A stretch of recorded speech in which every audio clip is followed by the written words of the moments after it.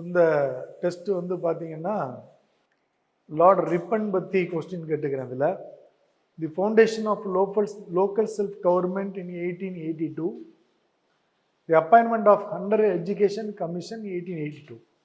ரெண்டுமே ரிப்பனோட தொடர்புடையது, அதனால ரெண்டுமே correct.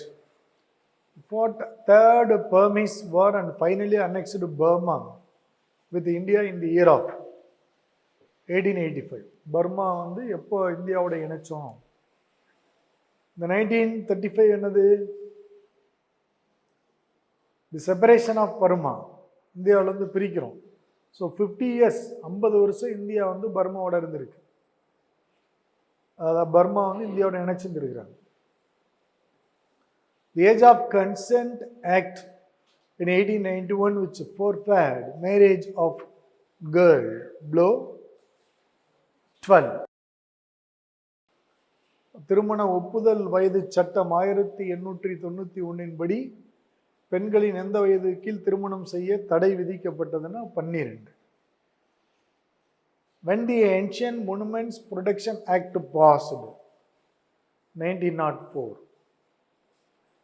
In 1905, the first Indian Agriculture College established at Pusa. Pusa வந்து டெல்லி பக்கத்தில் உள்ளது.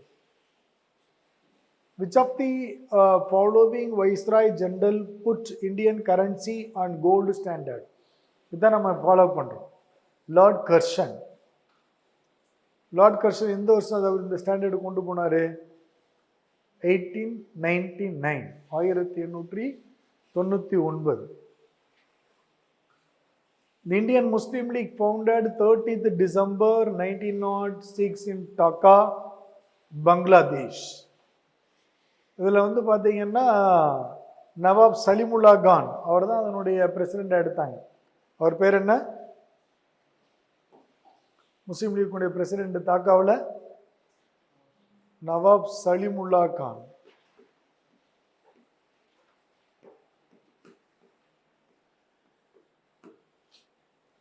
அதுக்கடுத்து 1907 அடுத்த செஷன் நடக்குது.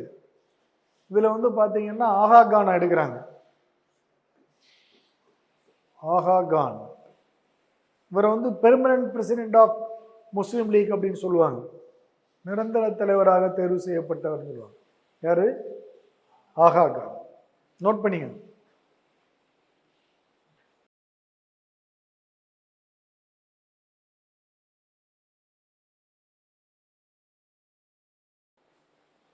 Who was the Viceroy General in the time of Surat session, Surat Congress session, and split in the Congress 1907? யார் viceroy? Minto. ஏன்னா Minto வந்து 1906 1911 வரை இருக்கிறார். Lord Minto. லார்ட் டஃப்ரின் காங்கிரஸ் கட்சி ஃபார்ம் பண்ணும் பொழுது இவர் தான் பிரசிடென்ட், வைஸ்ராய் ஜெனரல். லார்ட் டஃப்ரின் வந்து காங்கிரஸ் கட்சி உருவாக்கப்பட்ட பொழுது, எப்போ உருவாக்கப்பட்டுச்சு ஜீவா? 1885 December 28. அப்போ இவர் viceroy general. When the First World War broken out and end 1914 to 1918. Revocation of partition of Bengal in 1911. Capital shifted Kolkata to Delhi in 1911. வங்க பிரிவினையை ரிமூவ் பண்ணுறாங்க இல்லை அப்படின்னு. அதை முடிச்சுட்டு கொல்கட்டாவில் வந்து ஹெட் குவார்ட்டர் டெல்லிக்கு எடுத்துகிட்டு போகிறாங்க. ரெண்டும் ஒரே வருஷம் தான், 1911, both 1 and 2. Appointment of University Grand Commission in 1902 associated with Lord Curzon. கர்ஷன் வந்து நிறைய ரிஃபார்ம் பண்ணுவார். When Mahatma Gandhi returned to India from South Africa, 9th January 1915. When Swaraj Party founded in India, 1st January 1923. Who founded Communist Party of India at Tashkent 1920? M.N. Roy. Right? Which of the following act associated with Lord Irwin? Sartha Act Saradha சட்டம் அப்படின்னு நம்ம சொல்லுவோம். அது எதை பற்றிய சட்டம்? Girls and boys, மேல் ஃபீமேலுடைய marriage எத்தனை வயசுக்கு மேலே அப்படின்னு. இதன்படி பெண்களுடைய திருமண வயது எத்தனை வயசுக்கு மேலேன்னு சொன்னிச்சு? 16 14 14 தான் இது வந்து மேரேஜ் ஏஜா ஃபிக்ஸ் பண்ணுச்சு. விடோ ரீமேரேஜ் ஆக்ட் யாரோட தொடர்புடையது? Lord Dalhousie. Arms act Lord Lytton. Indian coinage act இப்போதான் பார்த்தோம், கர்சன் 1899. அதுக்காக தான் இந்த ஆப்ஷன் கொடுத்து வைக்கிறேன், நீங்கள் அதெல்லாம் டக்கு டக்குன்னு சொல்லணும். Commonwealth Award by Ramsay MacDonald in August 1932. Pune Pact was signed between Mahatma Gandhi and Dr. Ambedkar in 24 September 1932. ஏன் இந்த நாட்கள்லாம் கொடுக்குறேன்னா, ஒரு கொஸ்டினை டஃப் ஆகணும்னா அந்த மாதிரி டேட்டு கொடுத்து வச்சுருவாங்க, அவ்வளோதான். Both 1 and 2 correct. Formation of All India Kishan Sabha in 1936. Swami Sahajananda was the founder of All India Kishan Sabha. ரெண்டுமே கரெக்ட். 1936 உருவாக்குறாங்க. அதனுடைய தலைவர் வந்து இவர் தான், அவர் தான் உருவாக்குனவர். The Congress Socialist Party founded in October 1934. The first General Secretary of Congress Socialist Party was Jayaprakash Narayan. ரெண்டுமே correct. Individual Satyagraha was launched by Mahatma Gandhi in 1940. தனிநபர் சத்தியாகிரகம். The first individual Satyagrahi was Acharya Vinoba Bhave and the second one is Jawaharlal Nehru. Both 1 and 2 correct. The formation of interim government with the head of the Jawaharlal Nehru on 2nd September 1946. Okay. டெஸ்ட்டை மட்டும் நம்ம வந்து miss பண்ண கூடாது இல்லையா? நீங்கள் வந்து என்னன்னா, நீங்கள் தான் உங்களுக்கு உண்மையாக இருக்கணும், அப்போ தான் ஜெயிக்க முடியும். டெஸ்ட்டு எழுதுறத வந்து நாம் வந்து எப்போவுமே மிஸ் பண்ணவே கூடாது. அது உங்களுக்கு ஒரு பெரிய ஆப்பர்ச்சுனிட்டி, அதை மிஸ் பண்ணக்கூடாது. Okay, good. அதுக்கடுத்து நான் வந்து உங்களுக்கு சோசியோ ரிலீஜியஸ் ரீஃபார்ம் மூமெண்ட்டில் வந்து சில பகுதிகள், ஏன்னா இதில் ஏதாவது 2 கொஸ்டின் இதில் வர்றதுக்கு வாய்ப்பு இருக்கும். தமிழில் வந்து பார்த்தீங்கன்னா சமூக மறுமலர்ச்சி இயக்கம், சமய சீர்திருத்த இயக்கம் அப்படின்னு சொல்லணும். சமூக சமய மறுமலர்ச்சி இயக்கங்கள், socio religious reform movements. The father of Indian reform movements அப்படின்னு சொல்லப்படுறது வந்து ராஜா ராம்மோகன் ராய். இந்திய மறுமலர்ச்சி இயக்கங்களின் தந்தை, இந்திய மறுமலர்ச்சி இயக்கங்களின் தந்தை என்று அழைக்கப்படுபவர் ராஜா ராம்மோகன் ராய். எழுதுங்க. அதை பற்றி, அவரை பற்றி நம்மளுக்கு கேட்கும் பொழுது என்னென்ன கொஸ்டினுக்கெல்லாம் சான்ஸ் இருக்குது, ஒரு 5 பாயிண்ட் வச்சுக்கோங்க. என்ன கொஸ்டின்னா சான்ஸ் இருக்குது அப்படின்னு சொன்னால், அவர் வந்து ஆத்மீய சபா அப்படிங்கிற ஒரு அமைப்பு 1814 உருவாக்குறார். தமிழில் வந்து ஆத்மீய சபா 1814. இந்த ஆத்மீய சபா தான் 1828 பிரம்ம சமாஜ், தமிழில் பிரம்ம சமாஜம். 1828 ஆத்மீய சபா தான் இட் ரீநேம்டு, புதிய பேரா வைக்கிறாங்க. 1828 பிரம்ம சமாஜம்னு அதை உருவாக்குறாரு. So founder of Atmiya Sabha and founder of Brahmo Samaj ரெண்டுமே யாரு? ராஜா ராம்மோகன் ராய். அவர் தான் வந்து இந்திய சமய சமூக மறுமலர்ச்சி இயக்கங்களின் தந்தை அப்படின்னு வச்சுக்கோங்க. அதுக்கடுத்து வந்து பார்த்தீங்கன்னா அவர் David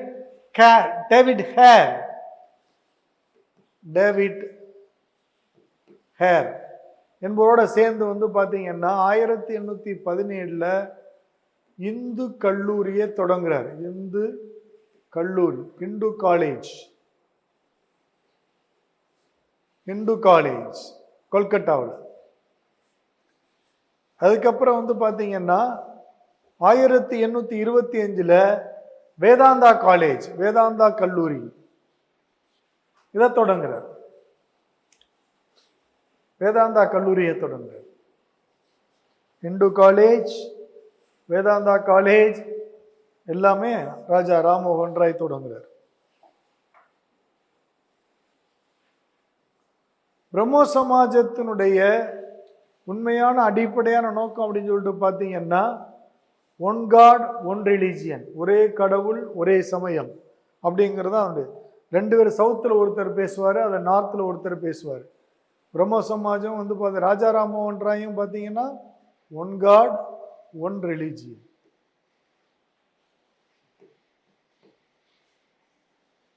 He support to Western education, மேற்கத்திய கல்வியை வந்து அவர் சப்போர்ட் பண்றார். இவர் வந்து பார்த்தீங்கன்னா ரொம்ப முக்கியமாக 2 விஷயம் வந்து சொன்னார். 2 புத்தகம், அவருடைய புத்தகம், முக்கியமான புத்தகம். ஒன்று வந்து சம்பத் கமுதி,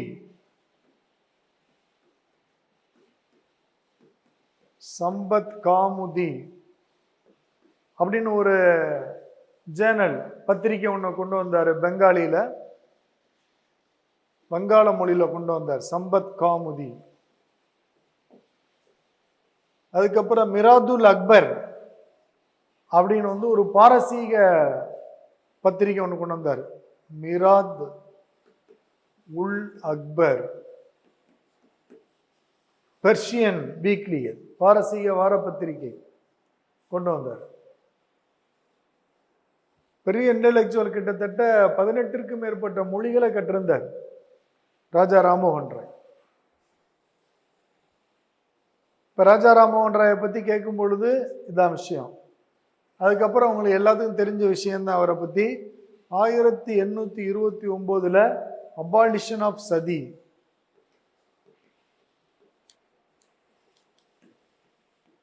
சதி என்னும் உடன்கட்டை ஏறும் வழக்கத்தை ஒழிப்பதற்கு துணை இருந்தார். 1829. அடுத்தவரை பற்றி நம்ம சொல்லணும்னா, குழந்தை மனத்திற்கு, குழந்தை திருமணத்திற்கு எதிரானவர், against child marriage. He support to widow remarriage, விதவை மறுமணத்தை ஆதரித்தார். ராஜா ராம்மோகன் ராயை பற்றி நாம் வந்து தெரிஞ்சுக்கிற 2 விஷயம். இவர் வந்து இறந்ததுக்கு பிறகு வந்து பார்த்தீங்கன்னா, அவருடைய பிரம்ம சமாஜத்தை வந்து தொடர்ந்து நடத்தினவங்க யாருன்னா தேவேந்திரநாத் தாகூர். அவர் இறந்ததுக்கு பிறகு, ஏன்னா 1833 இதையும் எழுதி குறித்து வச்சுக்கணும், தி டெத் ஆஃப் ராஜா ராம்மோகன் ராய். 1833 காலமானார். அவர் மரணத்துக்கு பிறகு பிரம்ம சமாஜத்தை வந்து அடுத்த நிலைக்கு எடுத்துட்டு போனவங்க யாருன்னா தேவேந்திரநாத் தாகூர்.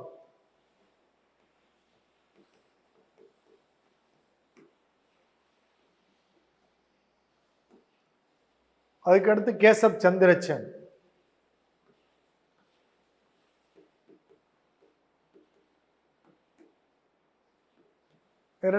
இரண்டு பேரும் கேரி ஃபார்வர்ட் பண்ணாங்க.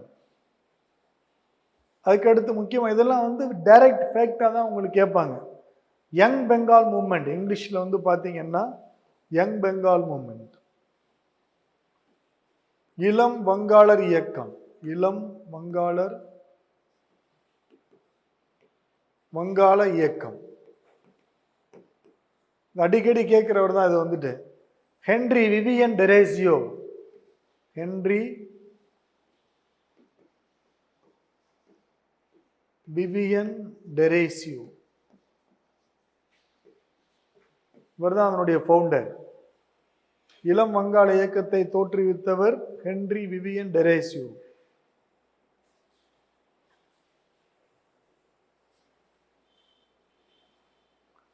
இதுக்கு மேல அதில் நம்மளுக்கு வந்து கொஸ்டின் வராது.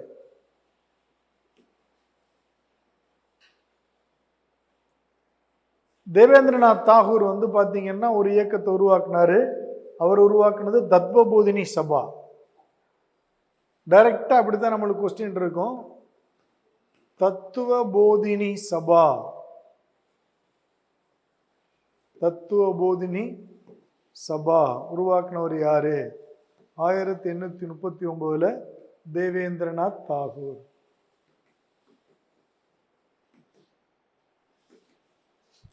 தேவேந்திரநாத் தாகூர்.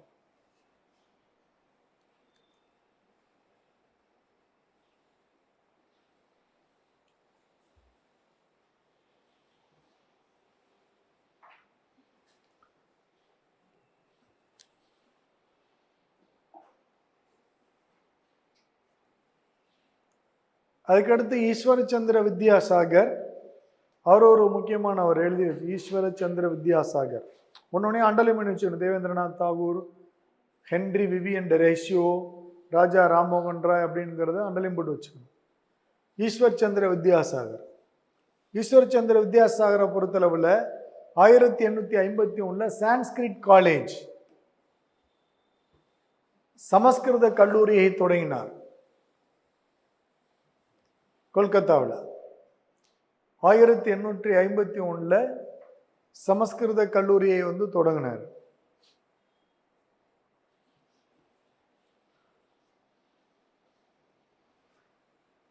அதுக்கப்புறம் இவர் பொறுத்தளவில் ராஜா ராம்மோகன் ராய் மாதிரி இவர் ஒரு விஷயம் பண்ணார்.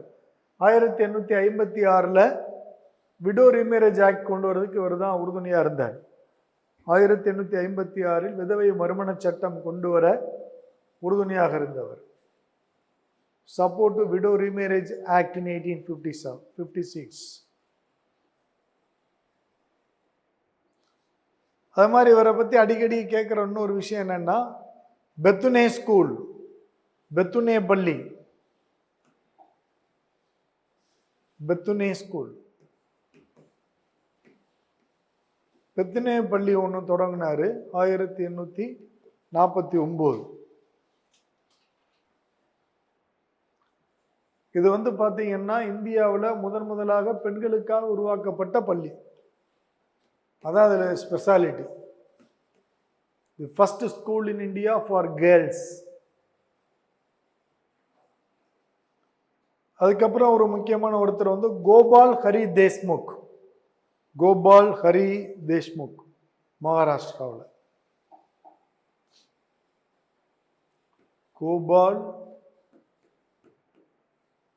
ஹரி தேஷ்முக்.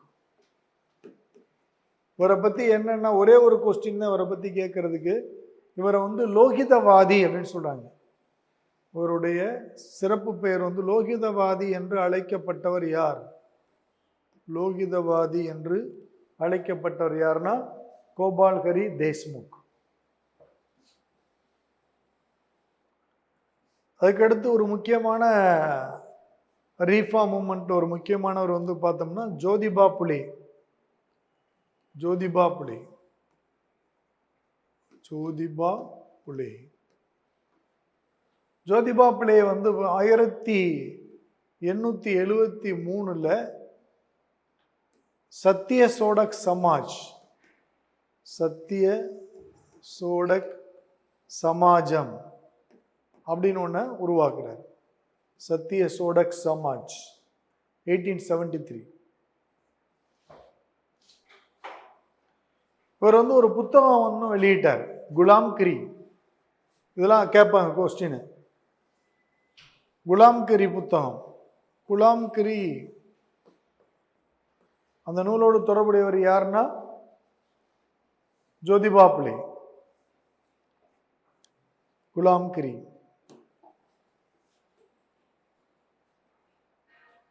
அது மாதிரிடைய மனைவி வந்து பார்த்தீங்கன்னா சாவித்திரிபாய் புலே. இவருடைய மனைவி வந்து Savitribai Phule.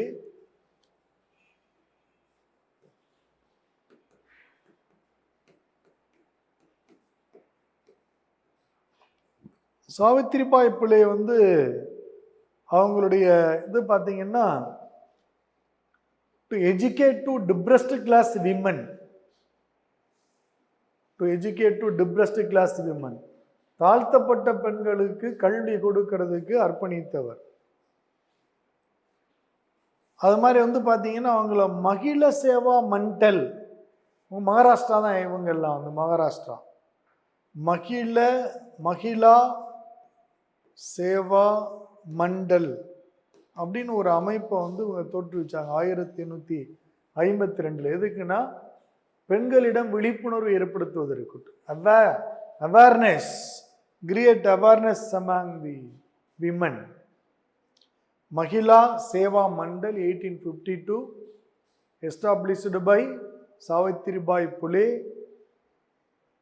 to create awareness among the women.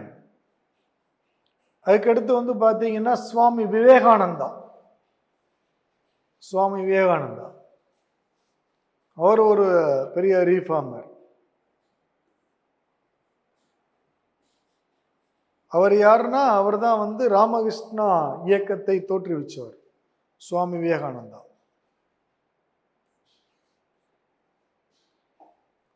Ramakrishna mission.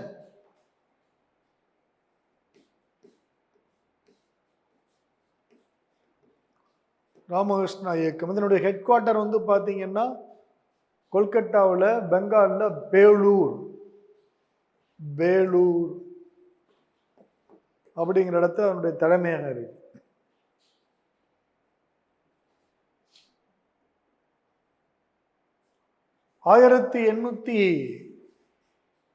அதாவது ராமகிருஷ்ணா மிஷன் வந்து 1897 தோற்றுகிறார். 1897 1897. அதுக்கு முன்னாடி 1893 சிகாகோவில் போய் பேசுறாரு. 1893 சிகாகோவில் போய் பேசுறாரு.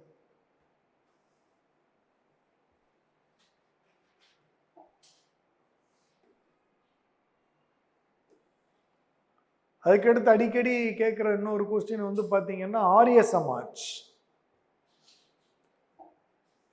சமாஜம். தமிழில் வந்து ஆரிய சமாஜம். இது உருவாக்குனர் வந்து பார்த்தீங்கன்னா சுவாமி Dayananda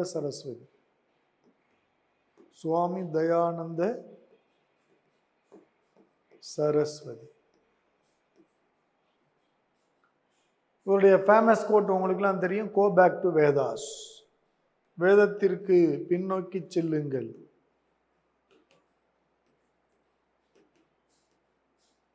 go back to Vedas, வேதத்திற்கு பின்னோக்கி சொல்லுங்கள் அப்படிங்கிறது. இவருடைய வந்து பார்த்தீங்கன்னா சுத்தி மூமெண்ட், சுத்தி இயக்கம் அப்படின்னு ஒன்று ஸ்டார்ட் பண்ணார். சுத்தி மூமெண்ட்னா இந்து சமயத்திலிருந்து வேற மதத்துக்கு மாறினவங்களை திருப்பி அவங்கள இந்த சமயத்துக்கு கூட்டு வர, அவங்கள சுத்தப்படுத்தி கொண்டு வர. அங்கே போனனால அவங்க அழுக்காகிட்டாங்க, அதனால அவங்கள சுத்தப்படுத்தி கூட்டு வரேன்னு இவர் வந்து பண்ணார் சுத்தி மூமெண்ட். அதுக்கடுத்து வந்து பார்த்தீங்கன்னா ஸ்வராஜ் அப்படிங்கிற வார்த்தையை முதல்ல நமக்கு கொடுத்த ஒரு இவர் தான் ஸ்வராஜ். பின்னாடி திலகரத வந்து பயங்கரமா பேசினார். ஸ்வராஜ் என்ற வார்த்தையை முதலாக கொடுத்தவர் சுவாமி தயானந்த சரஸ்வதி. ஒரு புத்தகம் எழுதினார், அது வந்து சத்யார்த்த பிரகாஷ் ஒரு புத்தகம் ஒன்று. அது மாதிரி 2-3 பேர் எழுதியிருப்பாங்க. சத்யார்த்த பிரகாஷ்.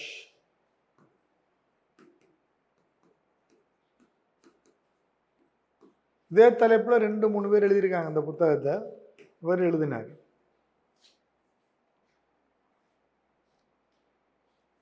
இவருடைய ஃபாலோவர்ஸ் உருவாக்குனதான் DAV school, Dayanand Anglo Vedic school, DAV. அதை உருவாக்குனதுல முக்கியமான ஒருத்தர் வந்து லாலா ஹன்ஸ்ராஜ். லாலா ஹன்ஸ்ராஜ்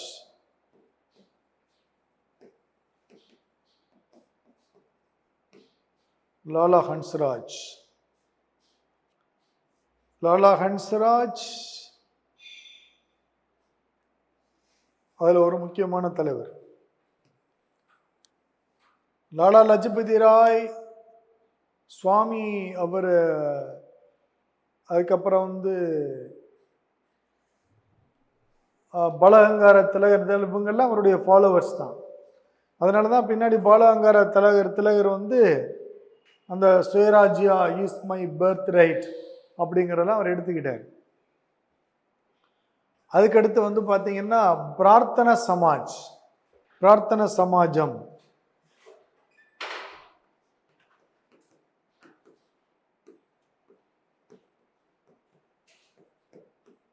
1876 ஆத்மராம் பாண்டுரங், மகாதேவ் கோவிந்த் ரானடே 2 பேரை தோற்றுவிக்கிறாங்க. ஆத்மராம் பாண்டுரங்கன், எம்ஜி ரானடேன்னு சொல்லுவாங்க. எம்ஜி ரானடே, முழு பேர் வந்து மகாதேவ் கோவிந்த ரானடே, எப்படி வேணாலும் சொல்லலாம். எம்ஜி ரானடே और மகாதேவ் கோவிந்த ரானடே.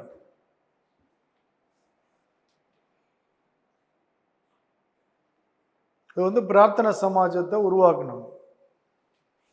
எல்லாம் அந்த காலகட்டத்தில் அவங்க பேசுனது எல்லாமே ஒன் காட் ஒன் ரிலீஜியன் அப்படின்னு தான் அதிகமாக பேசுவாங்க. அதுக்கடுத்து அடிக்கடி நம்மளுக்கு கேட்குற இன்னொரு கொஸ்டின் இருக்கு, தியாசபிக்கல் சொசைட்டி. தியாசபிக்கல் சொசைட்டி 1875 பார்த்தீங்கன்னா மேடம் பிளாவஸ்கி,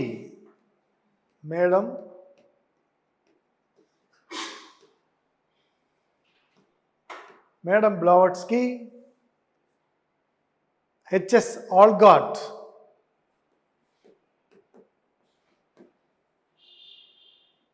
ரெண்டு பேர். மேடம் பிளாவஸ்கி பார்த்தீங்கன்னா அவங்க வந்து ரஷ்யா, இவர் ஆல்காட் வந்து அமெரிக்கா. 2 பேரும் சேர்ந்து தான் இந்த தியாசபிக்கல் சொசைட்டியை வந்து தேர்ந்தெடுக்கிறாங்க. பிரம்ம ஞான சபை நினைக்கிறாங்க. என்னது? பிரம்ம ஞான சபை தமிழ்ல. அதுக்கப்புறமா வந்து பார்த்தீங்கன்னா 1879 சென்னையில் அடையாறில், இந்தியாவில் 1879 வந்து தொடங்குறாங்க. 1886 வந்து அடையாறில் அதனுடைய 1886 வச்சுக்கோங்க. 1886 அடையாறில் அதனுடைய தலைமையகத்தை நிறுவுறாங்க சென்னையில். அதன் பிறகு இதில் வந்து பார்த்தீங்கன்னா அன்னி பெசன்ட் அம்மையார் வந்து சேர்றாங்க. அன்னி பெசன்ட் தான் அதுக்கு அப்புறம் தலைமையே இருக்கிறாங்க தியாசபிக்கல் சொசைட்டி. இன்னும் வந்து அடையாறில் வந்து அது ரொம்ப ஆக்டிவாக செயல்பட்டுக்கிட்டு இருக்கு தியாசபிக்கல் சொசைட்டி.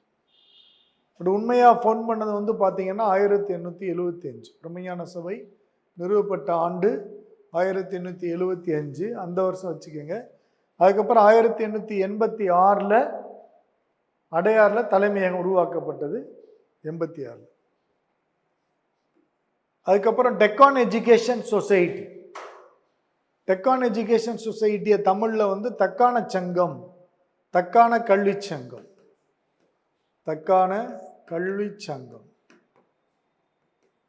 1884 தொடங்குறாங்க. இது மகாராஷ்டிரா தான். இந்த முக்கியமாக இதில் வந்து 2 பேர் முக்கிய பங்காற்றுறாங்க. ஒருத்தர் வந்து கோபால் கணேஷ் அகார்கர், இன்னொருத்தர் வந்து பாலகங்கார திலகர். கோபால் கணேஷ் அகார்கர், ஜிஜி அகார்கர்னு சொல்லுவாங்க. கோபால் கணேஷ் அகார்கர், இன்னொருத்தர் வந்து பாலகங்கார திலகர். 2 பேர். அதுக்கப்புறம் இதில் எம்ஜி ரானடே வருவார், மகாதேவ் கோவிந்த ரானடே. இவங்க எல்லாருமே, அதாவது இந்தியாவில் வந்து பார்த்தீங்கன்னா சுதந்திர போராட்டத்திற்கான மிகச்சிறந்த தலைவர்களை உருவாக்கி தந்தது இந்த டெக்கான் எஜுகேஷன் சொசைட்டி தான். அது வந்து ஒரு பயிற்சி பாசறையா அது இருந்தது. ஏன்னா கோபாலகிருஷ்ண கோகலையெல்லாம் அங்கே தான் இருப்பார், அங்கே தான் வருவார். கோபாலகிருஷ்ண கோகலே யாரு? மகாத்மா காந்தியினுடைய பொலிட்டிக்கல் குரு. அவருடைய ஸ்பிரிச்சுவல் குரு யாருன்னு பார்த்தா லியோ டால்ஸ்டாய். அவர் தான் ஸ்பிரிச்சுவல் குரு மகாத்மா காந்தி. பொலிட்டிக்கல் குரு யாருன்னா கோபாலகிருஷ்ண கோகலே. அதுக்கடுத்து வந்து முஸ்லீம்ல வந்து பார்த்தோம்னா முக்கியமா வஹாபி மூமெண்ட், வஹாபி இயக்கம். இப்போ நான் பார்த்ததெல்லாம் இந்து சமயத்தில் வந்தது. வஹாபி மூமெண்ட், வஹாபி இயக்கம்.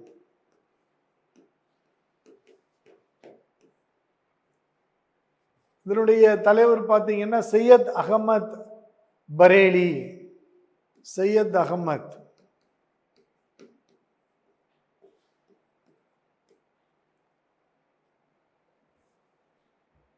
அவர் தான் இங்கே வஹாபி மூமெண்ட்டுக்கு வந்து தலைவராக இருந்தார்.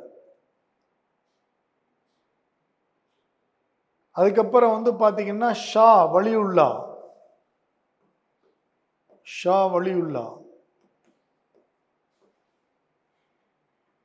ஷா வலியுல்லா இவங்கெல்லாம் அதுக்கு தலைவராக இருந்தாங்க. வஹாபி இயக்கம் 1830 இது தோற்றுவிக்கப்பட்டுச்சு. 1830 வஹாபி மூமெண்ட் வந்து தோற்றுவிக்கப்பட்டிருக்கு. 1830.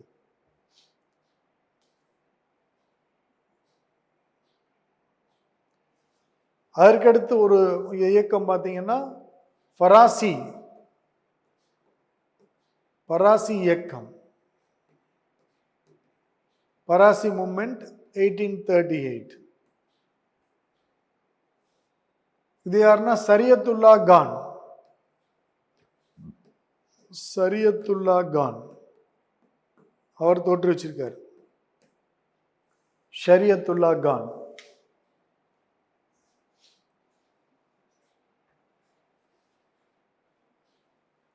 So Faraizi movement, Wahabi movement. அதுக்கடுத்து இஸ்லாம்ல ரொம்ப இன்னொரு முக்கியமான இயக்கம் என்னன்னா தியோபாண்ட் இயக்கம்.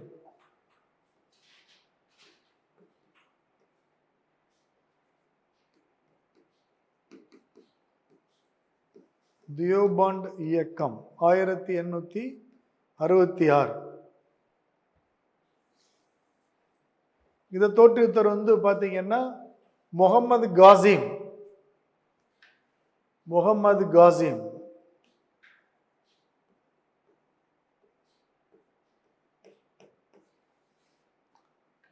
முகமது காசிம் நானாதேவி.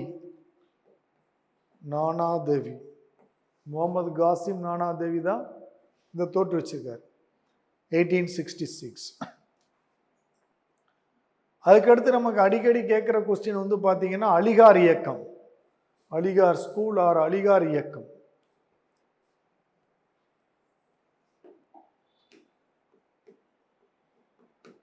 அலிகார் இயக்கம் வந்து பார்த்தீங்கன்னா 1875 சர் சையத் அகமது கான்.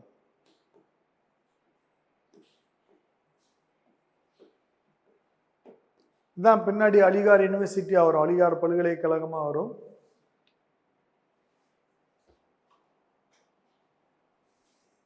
சர் சையத் அகமது கான் வந்து பார்த்தீங்கன்னா ரொம்ப ரொம்ப ஒரு முக்கியமான ஒரு தலைவர். இஸ்லாமியர்களில் மிகப்பெரிய ரீஃபார்ம் பண்ணவர் அவர் வந்து.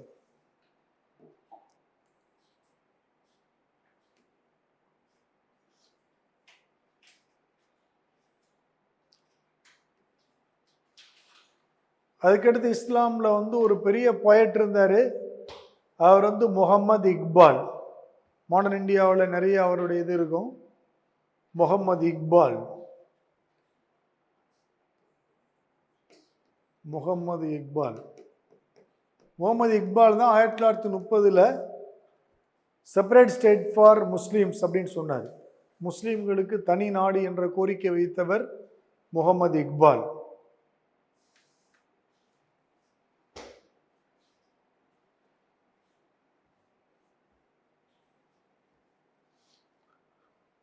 அதுக்கடுத்து அகமதியா இயக்கம் 1889 அகமதியா இயக்கம் தோன்றுது. இந்த அகமதியா இயக்கத்தை கொண்டு வந்து பார்த்தீங்கன்னா ஹஸ்ரத் மிர்சா குலாம் அகமத், ஹஸ்ரத் மிர்சா குலாம் அகமத் வருது அகமதியா இயக்கத்தை தோற்றுவிக்கிறார் பஞ்சாப்ல. அகமதியா இயக்கம் வந்து பார்த்தீங்கன்னா பஞ்சாப் அகமதியா இயக்கம்.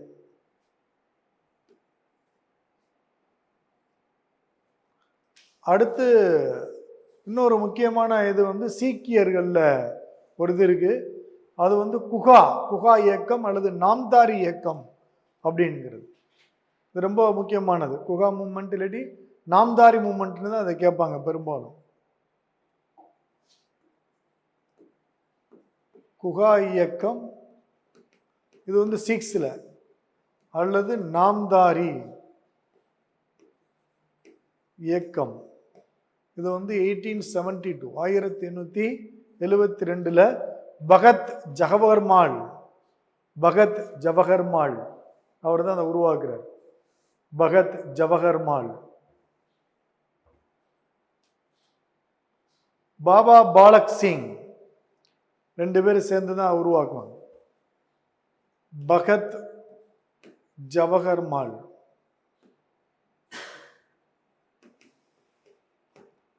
பாபா பாலக் சிங் 2 பேரும் தான் அந்த நாம்தாரி மூமெண்ட்டை வந்து கொண்டு வராங்க.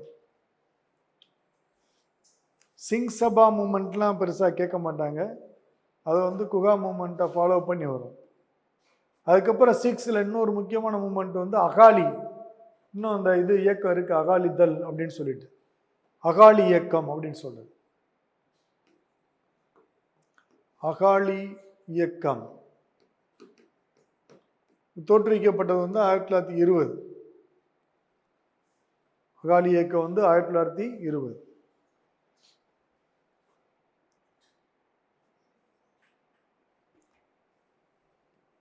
அடுத்து அடிக்கடி கேட்குற ஒரு கொஸ்டின் தான் இது வந்து. தாதாபாய் நவ்ரோஜி அவர் வந்து அவருடைய இதோட தொடர்புடையது. ரகுனுமாய் மூமெண்ட் இது வந்து பார்சி மூமெண்ட்.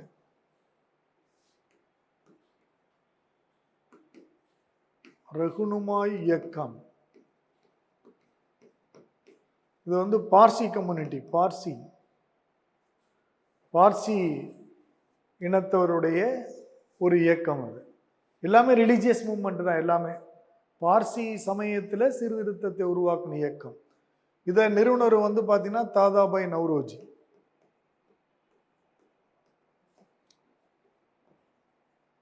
இப்போ வந்து பார்சினா ஜவஹர்லால் நேரு, இப்போ ராகுல் காந்தி இவங்கெல்லாம் வந்து பார்சி சமயத்தை பின்பற்றுறவங்க தான். பார்சிகள் வந்து ரொம்ப பெரிய ஆட்கள், அப்போ பண்டிதர்களாக இருந்தவங்க அவங்கெல்லாம். ரகுனுமாய் இயக்கம்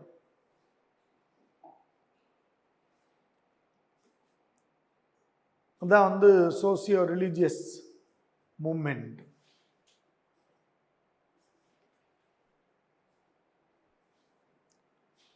அதுக்கடுத்து நாம் வந்து இந்திய தேசிய இயக்கத்துக்கு நம்ம வர்றோம். இந்திய தேசிய இயக்கத்தை பொறுத்தவரை ரொம்ப ரொம்ப முக்கியமான இது காங்கிரஸ். அதுக்கு முன்னாடி நம்ம 1857 ரிவோல்ட் வரை நம்ம வந்து பார்த்துட்டோம். அதுக்கப்புறம் வந்து ஏர்லி நேஷனாலிஸ்ட் அப்படி ஒரு குரூப் வருவாங்க. ஏர்லி நேஷனாலிஸ்ட் வந்து பார்த்தோம்னா 1857 1885 வரை formation of Indian National Congress வரை இந்த ஏர்லி நேஷனாலிஸ்ட் தொடக்க கால தேசியவாதிகள் அப்படின்னு நம்ம சொல்லுவோம். அவங்கள பார்த்தோம்னா சுரேந்திரநாத் பானர்ஜி, ஆனந்த மோகன் போஸ், ஃபெரோஷா மேத்தா, இந்த மாதிரி நிறைய தலைவர்கள் இருப்பாங்க. ஒருத்தரும் தனித்தனியாக இயக்கத்தை வந்து உருவாக்கியிருப்பாங்க தனித்தனியாக. அப்புறத்தெல்லாம் சேர்ந்து தான் வந்து பார்த்தீங்கன்னா 1885 டிசம்பர் 28 மும்பையில் இந்திய தேசிய காங்கிரஸ் உருவாக்கும், இந்திய நேஷனல் காங்கிரஸ் உருவாக்குவாங்க. இந்திய தேசிய காங்கிரஸ் கட்சி 1885 ஆண்டு டிசம்பர் மாதம் மும்பையில் உருவாக்கப்பட்டுச்சு. எழுதிருக்கீங்களா? அப்புறம் கேட்டால் தப்பாக எழுதக்கூடாது. மும்பையில் உருவாக்கப்பட்டுச்சு. வழக்கமாக கொல்கத்தாவில் தான் நிறைய விஷயங்கள் உருவாகும். ஆனால் காங்கிரஸ் உருவானது இங்கேயோ என்னவோ மும்பையில். இப்போ காங்கிரஸ் உருவாகிற பொழுது நமக்கு அடிக்கடி கேட்குற கொஸ்டின், இது வந்து எவர்கிரீன் கொஸ்டின் வச்சுங்களேன், எது காங்கிரஸ் கட்சியினுடைய அடிப்படை நோக்கமாக இல்லை அப்படின்னு ஒரு கொஸ்டின் கேட்டாங்கன்னா, to attain independence, to attain independence, சுதந்திரம் அடைவது அதனுடைய நோக்கமாக இல்லை. நீங்கள் 4 ஸ்டேட்மெண்ட் இருக்கும், 4 ஸ்டேட்மெண்ட்டில் நாட் அட்டைன் இண்டிபெண்டன்ஸ் அப்படின்னு ஒன்று இருந்துச்சுன்னா மற்ற 3 பற்றி கவலைப்படாமல் உடனே அதை டிக் பண்ணிடணும். ஏன்னா காங்கிரஸ் கட்சி உருவாக்கப்பட்டதுனால நோக்கம் என்னென்னா சுதந்திரம் அடைவதில்லை. அதுக்கப்புறம் அது நோக்கமாக மாறிடுச்சு. அப்போ எதுக்காக உருவாக்குனாங்க? ப்ரேயர் அண்ட் பெட்டிஷன், கிரிவன்சஸ், இந்த மாதிரி அவங்கள்ட்ட போய் மனு கொடுக்கறது, பெட்டிஷன் கொடுக்கறது, ப்ரேயர் பண்ணுறது, இந்த மாதிரி அவங்கள்ட்ட கெஞ்சணும் அப்படின்னு சொல்லிட்டு தான் அவங்களுடைய முதல் நோக்கமாக இருந்தது 1885. அதே மாதிரி இந்த ஃபவுண்டேஷனில் இன்னொரு கொஸ்டின் வரும், which one of the following leader not participate in the time of formation of International Congress அப்படின்னு ஒரு கொஸ்டின். கீழ்கண்ட எந்த ஒரு தலைவர் இந்திய தேசிய காங்கிரஸ் கட்சி உருவாக்கப்பட்ட போது அதில் கலந்து கொள்ளவில்லை? ஏன்னா அதை உருவாக்குறதுக்கு பாடுபட்டவர் அவர் தான். ஆனால் தொடங்கும் பொழுது அவர் இல்லை. அவர் யாருன்னா சுரேந்திரநாத் பானர்ஜி. இவருக்காக கேட்குற கொஸ்டின் தான் அது. Surendranath Banerjee. Surendranath Banerjee is an important leader, nationalist leader, early nationalist leader. He was the pioneer to form the international organization for the awareness of Indians. இந்தியர்கள்ட்ட வந்து ஒரு அவேர்னஸ் கொண்டு வருங்கிறதுக்காக அதிகம் பாடுபட்டவர் அவர் தான். But in the time of formation of International Congress is not participate, is not in Mumbai, is in Kolkata. அப்போ வந்து இவர் எங்கே இருக்காரு? கொல்கத்தாவில் இருக்கார். அனதர் ஒன் இம்பார்ட்டன்ட் முக்கியமான தகவல் வரை பற்றி வந்து பார்த்தீங்கன்னா, the first national leader to conduct all India tour. இந்தியாவில் முதல் தேசிய தலைவர், இந்தியா முழுக்க பயணம் செய்த முதல் தேசிய தலைவர் யார்னா சுரேந்திரநாத் பானர்ஜி.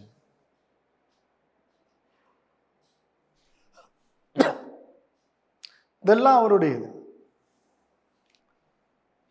ஸோ இப்படி தான் இந்திய தேசிய காங்கிரஸ் கட்சி உருவாக்குறாங்க. The first president of International Congress in 1885 WC Banerjee. தமிழில் வந்து பார்த்தீங்கன்னா உமேஷ் சந்திர பானர்ஜி. WC பானர்ஜி, உமேஷ் சந்திர பானர்ஜி. இவர் தான் இந்திய தேசிய காங்கிரஸ் கட்சிக்கு முதல் தலைவர். இப்போ செக்ரட்டரியார் A O Hume. AO Hume a retired ICS officer, Indian civil services, ஓய்வு பெற்ற இந்திய குடிமைப்பணி அதிகாரி. ஆலன் ஆக்டோவியன் ஹியூம், இவர் பேர் என்னது? Allan Octavian Hume.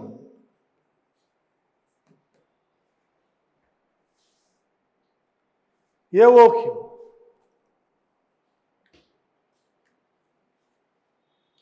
இவர் தான் வந்து secretary to International Congress 1885 to 1906, near about 21 years, was the Secretary General of Indian National Congress. 21 வருஷம் காங்கிரஸ் கட்சிக்கு இவர் தான் மாறாத தலைவர் மட்டும்தான் மாறுவாங்க. செக்ரட்டரி வந்து 21 வருஷத்துக்கு யாரு?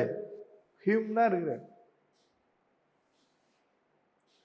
காங்கிரஸ் கட்சி உருவாக்கப்பட்ட பொழுது வைஸ்ராய் ஜெனரல் யாரு?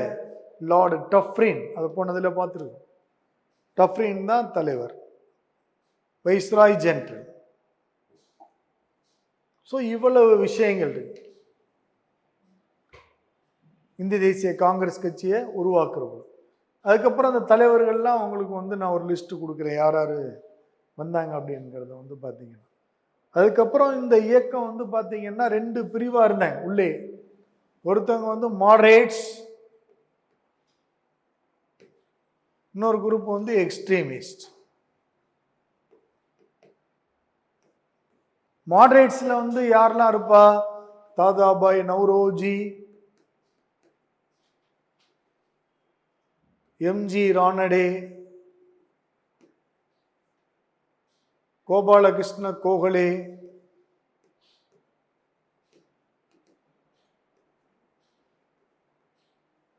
மிதவாதிகள் கோபாலகிருஷ்ண கோகலே, சுரேந்திரநாத் பானர்ஜி,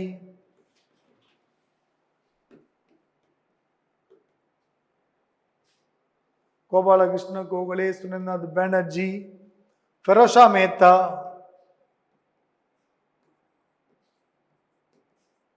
கேடி திலாங்,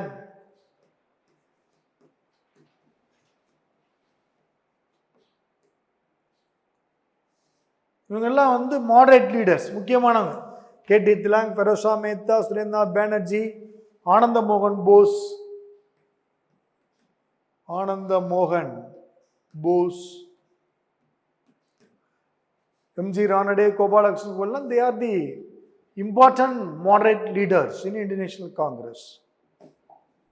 எக்ஸ்ட்ரீமிஸ்ட்ல வந்து பார்த்தீங்கன்னா 4 பேர் தான். நார்த்தில் அரவிந்த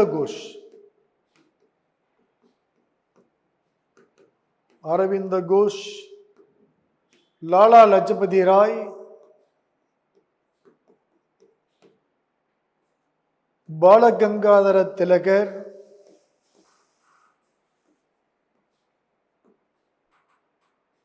பிபன் சந்திரபால்.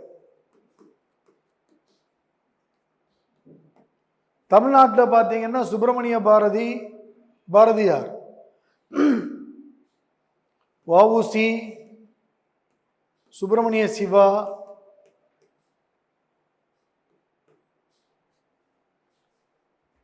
இவங்கெல்லாம் எக்ஸ்ட்ரீமிஸ்ட் லீடர்ஸ் தமிழ்நாட்டில்.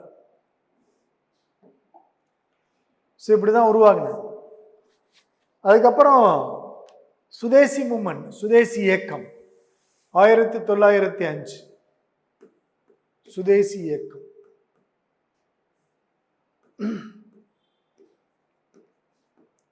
எதுக்காக சுதேசி இயக்கம் வருது? 16th October 1905 16/10/1905 வங்காளத்தை கர்ஷன் பிரித்தார். வங்க பிரிவினை 16/10/1905 16/10/1905 வங்க பிரிவினையை கர்ஷன் கொண்டு வந்தார். அதை எதிர்த்து தான் சுதேசி இயக்கத்தை வந்து நம்ம கொண்டு வரோம். சுதேசி இயக்கத்தினுடைய முக்கியமான லீடர் யாருன்னா தீவிரவாத இயக்க தலைவர்கள், எக்ஸ்ட்ரீமிஸ்ட். யாரு? திலகர், பிபின் சந்திரபால், லாலா லஜபதி ராய், அரவிந்த கோஷ், இவங்க தான் அதனுடைய முக்கியமான தலைவர்கள். அவங்க வந்து கடுமையா போராடினாங்க. சுதேசி அப்படிங்கிறது என்ன? Support national goods against foreign goods. இதுதான் தேசிய பொருள்களை வந்து ஆதரிக்கிறது, அந்நிய பொருள்களை வந்து நிராகரிக்கிறது. இதுதான் சுதேசி மூவ்மெண்ட். இது வந்து தொடங்குச்சு. சுதேசி மூவ்மெண்ட் வந்து கிட்டத்தட்ட பாதி வெற்றியும் பாதி தோல்வியுமா முடிஞ்சது. ஏன்னா பெரிய அளவுக்கு மக்கள் எழுச்சியோடு அதில் வந்து கலந்துக்கிட்டாங்க. But the leaders not able to coordinate and lead the people, guide the people. தலைவர்களுக்கு அவங்க லீட் பண்ண தெரியல. They are not capable. Unpredictable mass movement. எதிர்பாராத விதமா அது ஒரு பெரிய அளவுக்கு அது வந்துருச்சு. அதனால இவங்க எப்படி அதை கைட் பண்ணி எடுத்துட்டு போறது அப்படிங்கிறது தெரியல. அல்டிமேட்டா பாத்தீங்கன்னா பிரிட்டிஷ் 4 பேரையும் பிடிச்சி ஜெயிலில் போட்டுச்சு. மாண்டலே ஜெயிலில் தூக்கி போட்டுச்சு. யார? பிபின் சந்திரபால், அரவிந்த கோஷ், திலகர், லாலா லட்சுமதி ராய் எல்லாத்தையும் தூக்கி ஜெயிலில் போட்டுச்சு. இதுதான் இதில் நடந்தது.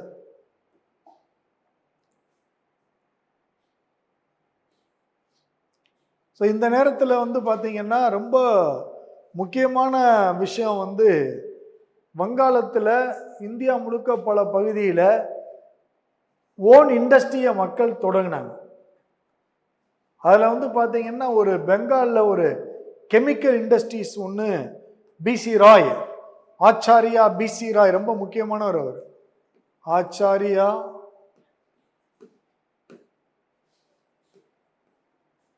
பிசி ராய் கொல்கத்தாவில் ஒரு கெமிக்கல் இண்டஸ்ட்ரீஸ், ஒரு வேதி தொழிற்சாலையை தொடங்கினார். ஏன்னா இப்போ சுதேசி பொருளை ஆதரிக்கணும்னா இங்கே நம்ம உற்பத்தி பண்ணணும். உற்பத்தி பண்ணால் தான் நம்ம ஆதரிக்க முடியும். அதனால நிறைய தொழிற்சாலைகள் உருவாக்கப்பட்டுச்சு.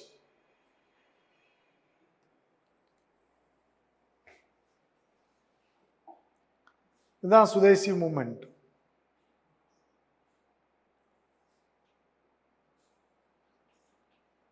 இப்போ இந்த சுதேசி மூமெண்ட் நடக்கிற அந்த காலகட்டம் பார்த்தீங்கன்னா ரொம்ப முக்கியமான காலகட்டம். இப்போ 1905 பார்த்தீங்கன்னா 1905 கோபாலகிருஷ்ண கோகலே காங்கிரஸ் கட்சியினுடைய தலைவராக இருக்கார். Gopalakrishna Gokhale, the president of Indian National Congress, 1905. The same year, Gopalakrishna Gokhale founded an organization. அது பார்த்தீங்கன்னா Servants of India Society. இந்திய பணியாளர்கள் சங்கம். இந்திய தமிழ்ல இந்திய பணியாளர்கள் சங்கம் தொடங்கினார். யார் தொடங்கினா? 1905 சர்வன்ஸ் ஆஃப் இந்தியா சொசைட்டி. ரொம்ப முக்கியமான question. The servants of India Society started in the year of 1905 by Gopalakrishna Gokhale. Gopalakrishna Gokhale was the president of Indian National Congress in the year of 1905. ரெண்டு முக்கியம். Next, 1906, the Indian National Congress president Dadabhai Naoroji.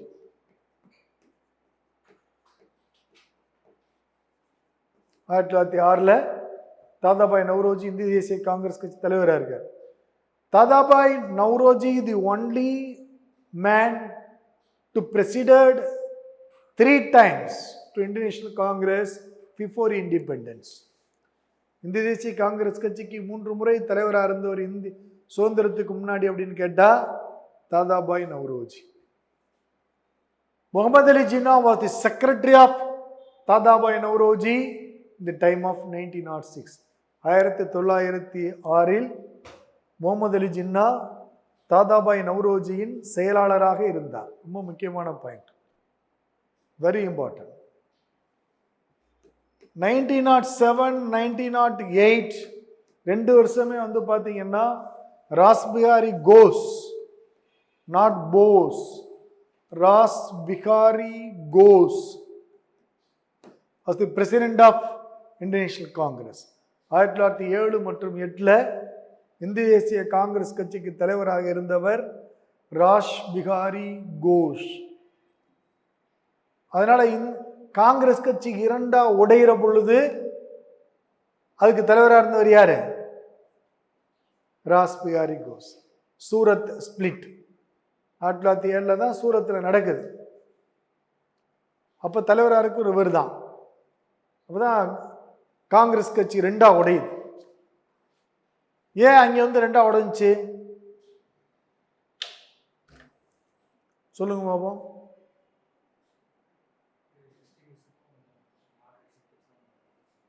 என்ன பிரச்சனை?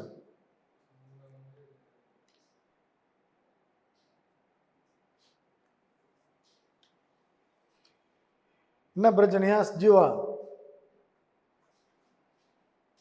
ஏன் ரெண்டா உடைஞ்சாங்க?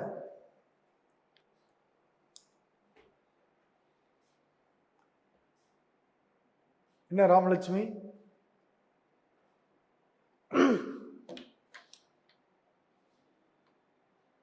Sathyapriya? Extremist moderates ரெண்டும் இந்த பிரிவினை வந்து இருந்துகிட்டு தான் இருந்துச்சு.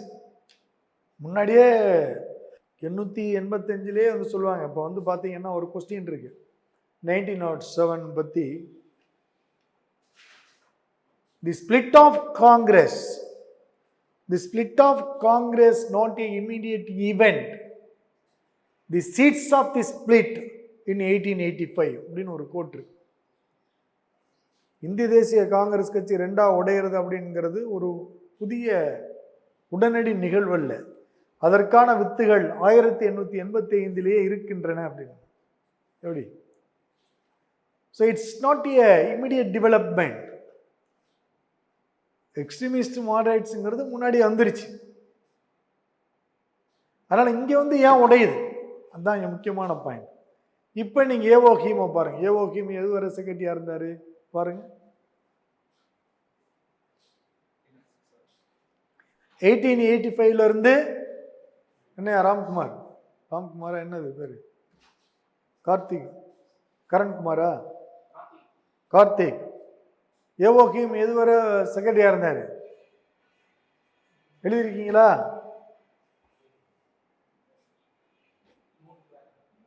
ஊருக்கு போயிட்டீங்களா? இப்பத்தானே சொன்னேன். யோகீம் எதுவரை செக்ரட்டரியா இருந்தாரு? 1885 இருந்து 1906. காங்கிரஸ் எப்போ உடையுது? இவ்வளவுதான் விஷயம். யோகீம் இருக்கிறவரை எல்லாரும் கம்முன்னு இருந்தா, ஏன்னா சண்டை போடுகிறவர. ஏன்னா ஹி லிசன், ஹி வாட்ச். உடனே ஆளை தூக்கிடுவாப்புல, பயந்துக்கிட்டு இருந்தாங்க. அவர் போயிட்டாரு, உடைச்சிட்டாங்க எக்ஸ்ட்ரீமிஸ்ட். இதுதான் உண்மையான ரீசன். ஆனால் எக்ஸ்ட்ரீமிஸ்டும் மாடரேட்ஸும் உடைச்சிட்டாங்க அப்படிங்கிறது பிகைண்ட்.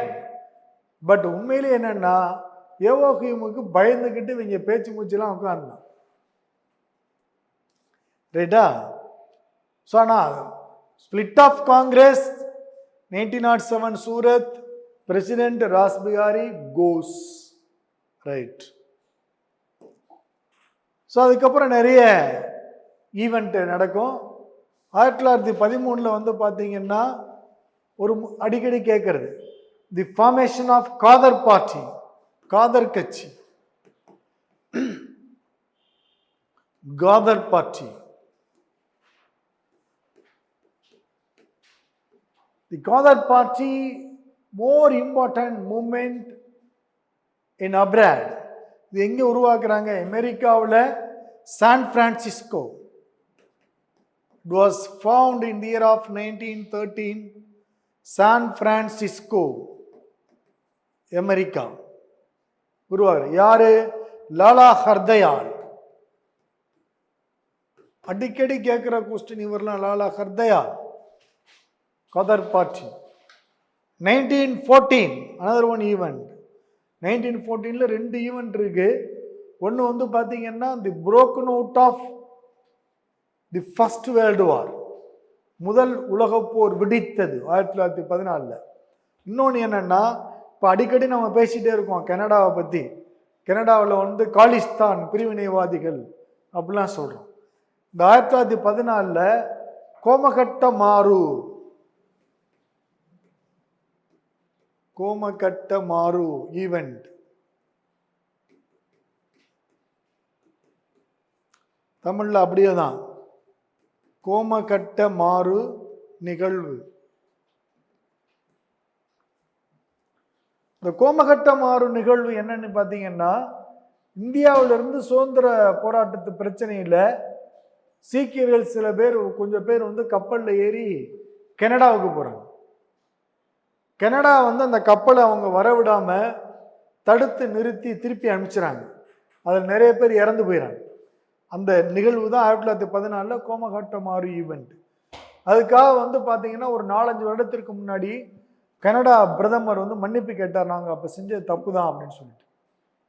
ஸோ இந்த கோமகட்டம் ஆறு ஈவெண்ட்டை வந்து 1914 இந்த காலிஸ்தான் பிரச்சனை இதெல்லாம் வந்து இப்போ அதோட தொடர்புடையது. கோமகட்டம் ஆறு ஈவெண்ட் இதெல்லாம். ஸோ நெக்ஸ்ட் 1915 இது ஏற்கனவே நம்ம பார்த்துட்டோம். January 9 the arrival of Mahatma Gandhi to India from South Africa. South ஆப்பிரிக்காவில் வந்து மகாத்மா காந்தி வந்து பார்த்தீங்கன்னா நோடல் காங்கிரஸ் அப்படின்னு ஒரு அமைப்பு வச்சிருந்தார். நோடல் காங்கிரஸ் இதை வச்சுக்கிட்டு அங்கே நிறவெறிக்கு எதிராக போராடி வெற்றி பெற்றார். அகிம்சா வழியில் போராடி வெற்றி பெற்றார் மகாத்மா காந்தி. அதெல்லாம் முடிச்சுட்டு அவர் தாய்நாட்டுக்கு திரும்புகிறார். 1915 ஜனவரி 9 தாய்நாட்டுக்கு வந்து திரும்புகிறார் மகாத்மா காந்தி. இதைத்தான் நம்ம வந்து என்ன சொல்கிறோம், பிரைவேசி டே இல்லையா, பாரதிய பிரைவேசி டே, நானாதேசி நாள். தமிழில் வந்து பார்த்தீங்கன்னா நானாதேசி, வெளிநாடு வாழ் இந்தியர்கள் தினம். வெளிநாடு வாழ் இந்தியர்கள் தினமாக இதை நம்ம கொண்டாடுறோம். ஸோ மகாத்மா காந்தி வரார். He found the ashrama at Sabarmati river. Sabarmati நதியினுடைய இதில் கரையில் குஜராத்தில் ஒரு ஆசிரமத்தை உருவாக்கிட்டு இருக்கிறார். இப்போ தான் வந்து பார்த்தீங்கன்னா அதுக்கு அடுத்து நமக்கு ஹோம் ரூல் மூமெண்ட்டுக்கு வரும் 1916. இந்த 1916 வந்து ஒரு மிக முக்கியமான ஒரு ஆண்டு எல்லா வகையிலும். 1916 லக்னோ காங்கிரஸ் மாநாடு, லக்னோ காங்கிரஸ் செஷன் நடைபெறுது. லக்னோ காங்கிரஸ் செஷனுக்கு தலைமை தாங்குறவர் யாருன்னா ஏசி மஜும்தார்.